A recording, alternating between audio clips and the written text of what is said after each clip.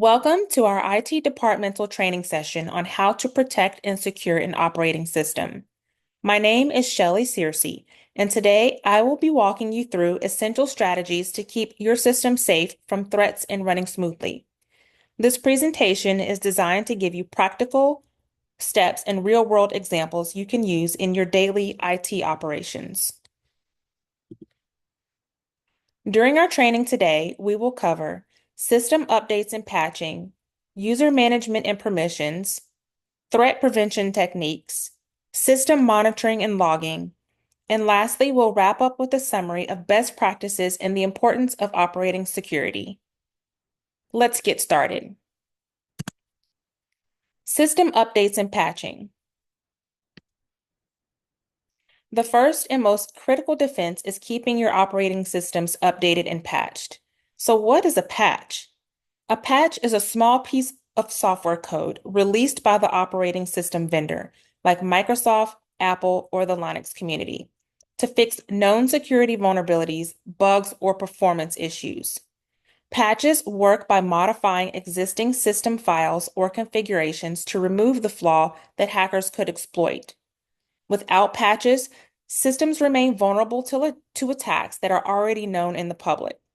Let me give you an example.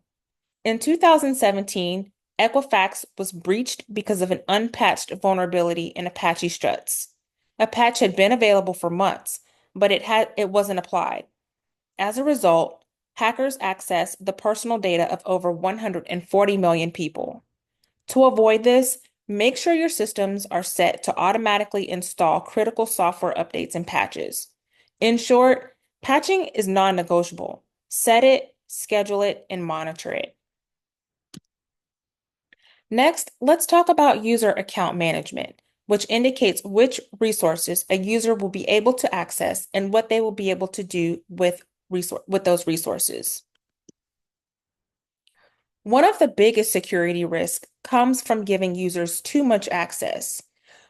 It's best to follow a principle called least privilege, which means users should only have the access they absolutely need to do their job. For example, no one should use an administrator account for daily tasks like checking email or browsing the web. Admin accounts should only be used when necessary and kept separate from standard accounts. You might have two logins, such as JDO or Jane Doe for daily use and admin.jane.doe for administrative task. We also use RBAC, role-based access control, to assign permissions based on job functions. For instance, a help desk technician does not need access to the financial database. In Windows, group policy allows us to enforce things like password complexity, session timeouts, and the number of login attempt limits. And don't forget, always disable or delete accounts of former employees immediately to prevent misuse. Proper user management limits damage from compromised accounts and insider threats. Now, let's take a look at threat prevention. Threat prevention includes installing antivirus or endpoint protection software, enabling firewalls, and disabling unneeded services. First, antivirus software is your line of defense against malware, ransomware, and viruses. For example, Windows Defender, CrowdStrike, and Bitdefender are widely used in most enterprise environments. Make sure the antivirus is set to update virus definitions automatically every day. Firewalls block unwanted incoming and outgoing traffic to the network. On Windows, the built-in firewall should always be turned on and configured correctly. For servers and critical systems, you can define custom firewall rules to allow only specific traffic from a secure internet protocol. It's also important to close unused ports. Having unused and open ports is like leaving the front door of your house open. Anyone can enter your home, leaving you and your belongings vulnerable. If you're not using them, close them. Hackers often scan for open ports and try to exploit older services. You can also harden your system by removing software that you do not use, like Flash Player or Java. Both are common attack vectors. Threat prevention is all about reducing the number of doors an attacker can get through. Monitoring and logging. Even with protections in place, things can still go wrong. That's why it's important to monitor. You can use tools like Windows Event Viewer or Linux syslog to keep track of system activities. Manually reviewing logs is time-consuming.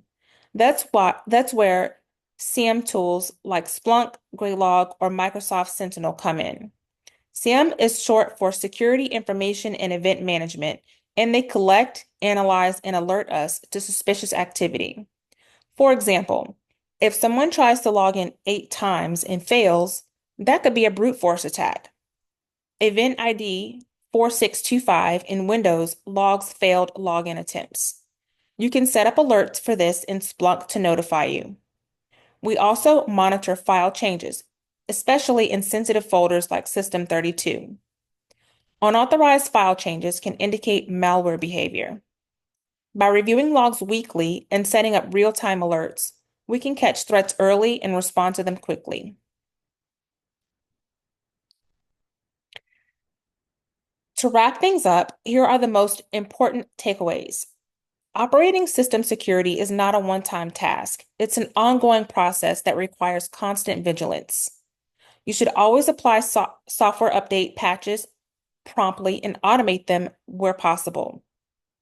Use the principle of least privileges for user accounts. Keep admin accounts separate and controlled. Install and maintain antivirus and firewall software, and disable any unnecessary services. And monitor your logs and set alerts for critical events. It's also important to educate users to avoid phishing and practice secure operating system behavior. Protecting your operating system ensures the confidentiality, integrity, and availability of sensitive information. And the last slide in this presentation contains the resources used. This content in this training is supported by leading technical resources, and you can find more information on the websites listed above.